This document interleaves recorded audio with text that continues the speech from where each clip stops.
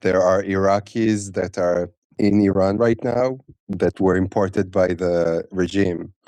Do you have any intel on that? Not yet, but that is something that the regime does often, especially because some Iranian anti-riot police sometimes refuse to actually attack their fellow Iranians. So what the regime does is that they bring foreigners from Iraq, from Lebanon, from Afghanistan to attack the Iranians. But the thing is that that angers Iranian people so much that actually it might backfire.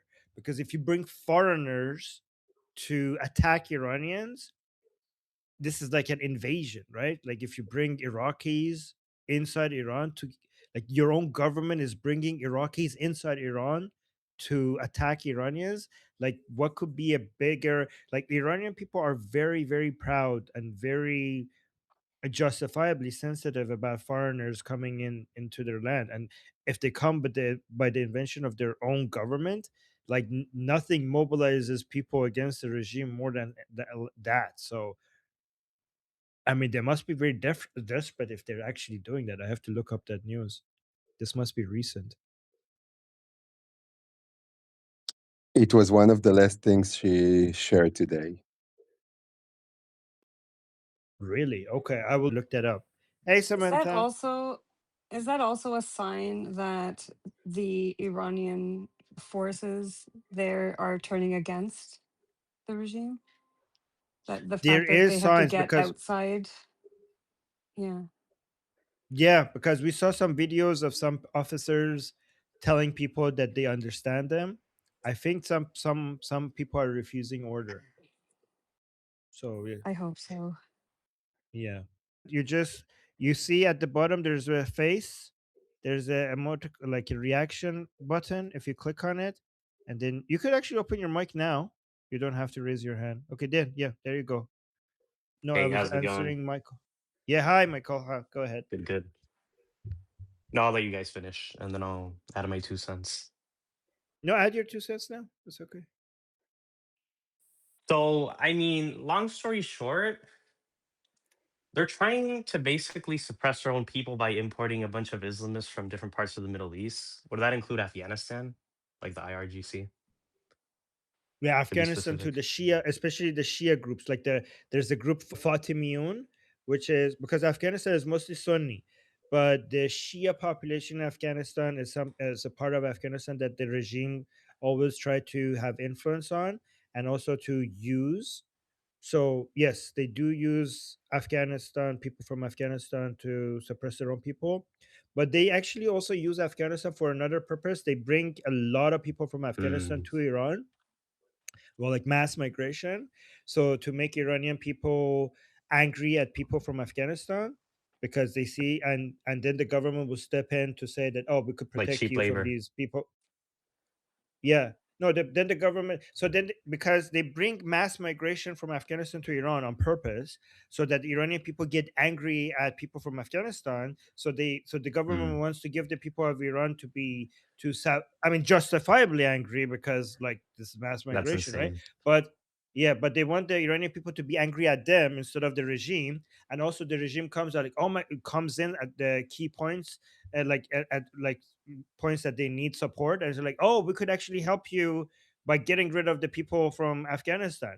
So just so they cause a problem to then, so that the Iranian people would need them for the solution. They do this on purpose. Anyone else? Any opinions? I'm Open your. just guessing Yeah. that Israeli Mossad and whoever are watching this and trying to figure out how they can do what to help, because this is for us it's amazing too, obviously for Iranians, but for us it's great. So Yes. Actually, can you tell me, what do you think? I mean, your name is Mossad, but the actual Mossad, what do you think they're gonna do? Do you know? Do you have any guesses on how they're gonna help? I really don't know. They don't tell us, you know? It's all very secretive. Right? We just find out after. Oh, they were like, yeah, okay. Any guesses? I'm sure they have people on the ground. but I don't know what they can do. My suggestion would be, can you let them know? My suggestion would be for them to, because I know they have their numbers, to just call all the people who are responsible for commanding the anti-riot police and just scare the shit out of them. Like, just call them or message them and just say that if you hurt the Iranian people, we know where you sleep, right? Because I know this works because they are Yes. very scared. They are Do you very scared. think they're And this doing doesn't this? cost Israel any money, right? Like, it's not like a missile No. or a drone attack. It's just calling them and just letting them know that you stand down. Stand down. If you know what's good for you, just stand down. Do you think they may be doing this already or not? Have you heard anything like Maybe this? because maybe they're doing this because that might explain why we're not saying the anti-riot police doing much. But let me Maybe I actually hope get to so. Andrew. I hope. Yeah, I think so. I think that might be the reason. But Andrew raised his hand. I want to make sure that he gets to. But Musa, let's come back to you. And then I saw Elad also raise his hand. But go on, Andrew. Oh, thank you. I was just curious, as a Westerner, in your opinion, people, is Al Jazeera English a good place for somebody like me to learn about? Oh, I see heads shaking. Okay, then. No. Please, Al Jazeera please is explain. Al Jazeera is an arm of the Muslim No. Brotherhood whose They're aim is to Islamize America and No. Canada and the West. So if you're for that, then yes. Well, I recommend go on. following Al Jazeera to understand what they are saying, because I think that's always a good thing to know what the other side is saying. But you gotta keep in mind, it is owned by Qatar. Okay? Plus, It is plus Qatar-run Yeah. media. Hold- Yep. It is Muslim Brotherhood aligned. It has a very serious agenda. Like, I can prove it. I mean, I can literally send you an article that they write. It's an article after Hamas had banned women from being able to ride motorcycles and smoke hookah bars. And it's just a good example of how they clearly have a narrative and an agenda they're trying to promote, because they're saying things like, oh, well, the real thing that's oppressing women isn't Hamas, it's the occupation of Israel. And it's like, why are you bringing Israel into this? Like, like, you could just talk about how Hamas is oppressing women. So it's just, examples like that about how Al Jazeera has a clear bias and a clear agenda. plus they have Well, a thank you different for that. messaging. Plus they have a different message for the English channel versus the Arabic channel. They're very, very biased in different ways for different audiences. It's very important to understand this. Yes, it's a sophisticated propaganda arm of the Muslim Brotherhood. And the Muslim Brotherhood openly says it wants to take over America. If Yeah. anybody has any recommendations on publications that are more accurate and less of a bias, if you put them in the chat, I'd be appreciative. France 24, DW, France 24. By the way, Reuters, also Al you think Jazeera. Reuters, really? Hmm? I'm not so sure about Reuters. Maybe. Reuters, no. No? If Okay. you want That's to okay. understand the DW is Saudi, really good. Huh? yeah. If Yeah. you want to understand the Deutsche, Saudi perspective, DW as in Deutsche Welle? Yeah, but Yeah. the English version, but the English outlet. Okay, thank you. and to understand the Saudi point of view is good, and to see the Israeli point of view, probably Jerusalem Post and Israel Hayom. Okay. I mean, I have a lot of points about Al Jazeera, but I saw people raising their hands, so I want to make sure that they get to speak. Oh, hi, Richard. Hi, Armin. So let's go with Elad raised his hand, and then Deborah, and then Tom, and then David. So I'm gonna put David on the list as well. Go on, Elad. Okay, so what I wanted to say was I think that Mossad is helping people organize on the ground. That's what I believe. That might be because Mossad in Iran are Iranians. Mossad agents in Iran, they're not Israeli. They're Iranians who are working for Mossad. I personally think that they probably would be more involved in looking at what security forces are going to be standing in the way of Iranians and trying to neutralize that, like figure out the most effective way of causing some harm to anything that is trying to stop the rise. Yeah, I just wanted to mention that I personally know people that work at Al Jazeera in Qatar that were members of Hizb ut-Tahrir, which is same Muslim Brotherhood. But like that's the only type of thing that would, employ people like that. Oh, really? That's interesting. That's good. That's, by the way, for people who don't know, Deborah is an ex-Muslim, and not just an average. Like, she converted to Islam and then left Islam, and she's not just. She has a lot of good information if you want to ask her, because she was part of Hezbollah Tahrir. So she wasn't just like an average Muslim. She joined one of the most insane Islamic radical movements that there is. And so she has a lot of deep like knowledge and information about how they operate and what they think. So she's a really good source to talk to. All right, Tom, you raised your hand. Yeah, hi. Yeah, so I mean, just the first thing I was to say is, Armin, like, good luck with everything, with Iran and everything. I'm so happy for you right now. That's that. Thank you. You don't know how happy because we've talked before, obviously, reincarnation entertainment. But let's keep the discussions here about politics, okay? What's on the news? And Well, what we're good luck. yeah. I'm just going to say right now, first thing I'm going to say is good luck with Iran and all power to you. Yeah. Okay. Thank you so much. I always appreciate your support in the chat. Thank you so much for that. Okay. Thanks. And let's go to David.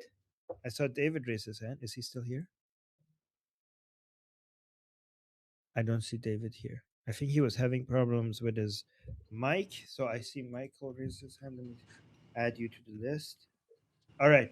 By the way, guys, I'm going to, anybody here speaking, I'm going to change you from a standard member to a premium member, so you have access to all our group calls, okay? So anybody opening their mic or opening their camera, you're going to be premium members so that you have access to all of our calls, right?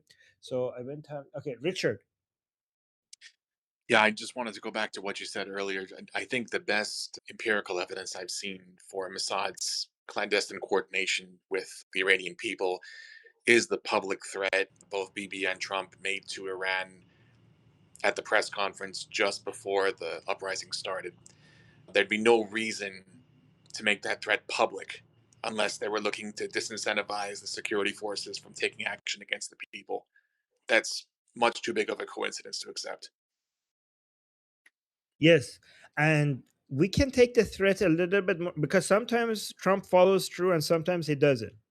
But right now he seems to be on the mood of following through. Okay, because he threatened Nigerian, Islamists when it comes to attacking Christians. And we were like, sometimes people say Trump always chickens out.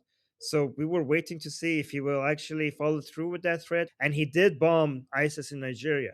So he seems to be in a mood to follow up on his threats. And I do think that he's moving away from isolationists and moving closer to what other people refer to as neocons.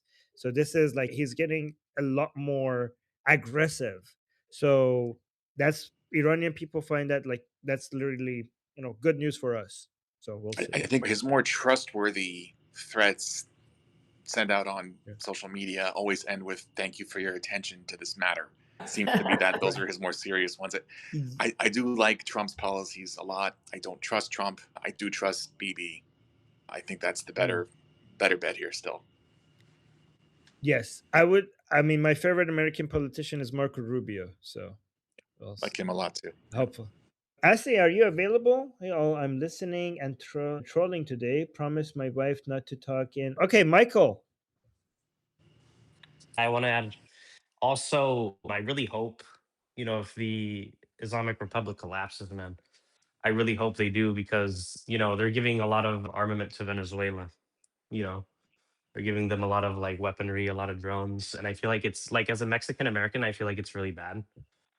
Like they're like really causing trouble throughout the region. And when I went to Mexico City, there's a lot of Venezuelan cartels that are, operating, within Mexico. So I feel like they got to go, because the Maduro government is causing a lot of trouble throughout the region of like Latin America and stuff. Yeah, and also Hezbollah is coming through Latin America through Maduro as well. Both Hezbollah and this. Hmm? Drugs. I don't understand. But like right now, Latin America is becoming a major money making opportunity for Shia Islamists through drug trade, right? So, and I think Venezuela is key entrance point for them. So, getting rid of Maduro, I mean, if the Islamic Republic falls, Hezbollah could enrich itself through Latin America. So getting rid of Islamic Republic and Maduro would be a really good way to shut this thing down. That would Really be good way to ideal. shut this. I just wanted to follow up on that what Michael just said. I don't know if you're aware, but they recently just foiled an attempt to assassinate the Israeli ambassador to Mexico by the Iranian Revolutionary Guard. They were using Venezuela as a staging ground. So Oh in yeah, I've addition heard to of the that. fundraising through the drug trafficking, they're actually using it to commit terrorism as well. And the only way they're able to do that is having alliances with some cartels in Mexico. I know Yeah, because I have relatives that used to be involved in that kind of thing. And so it's very touchy right now because there's several factions that don't get along with each other in Mexico. And so yeah, they'll use foreign cartels to gang up on each other and fight like the plaza and stuff like that. They use it to their own benefit to basically yeah. kill each other and to I divide mean, and conquer. they're profit motivated, not necessarily ideological, but they still use Yeah. each other for those kinds of And the president of Mexico, which is of Jewish descent, like all the shit that she's saying and she's not picking a side, I feel like that's a bit more troublesome because I know that Mexico historically has always been a neutral country. But I feel Yeah. like, if the country wants to geopolitically align itself with the West and also, benefit off like extending its relationship with the Yeah, Oh, I you would got I cut. would hope so. Definitely, I would agree. By the way, Samantha, I'll let you moderate from now on if you want. But yeah. I just wanted to add that before Assad fell, apparently Assad and Hezbollah were the largest drug cartel in the world, or the second largest.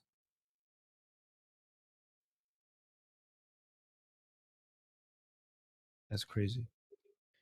Ahmed, Yes, go on. could you tell us about socialism in regards to Venezuela? Why is socialism bad? Why is it part of what's corrupted the country? Well, socialism is bad, not in Venezuela, but everywhere. It's not specific to Venezuela. I mean, Samantha disagrees with me on this, but it's okay. I mean, that's my opinion. People here might disagree with me, but my opinion is that free markets are what causes prosperity. Like Mexico is a Go on, great Max. example of that because of the nearshoring thing. The reason why Mexico's been getting wealthy over the years was because of the NAFTA trade agreement signed in the 80s. I feel like the country is just being mismanaged. It's been mismanaged for so many years. Things in different parts of the economy are improving. Like, don't get me wrong, the poverty line has been reducing.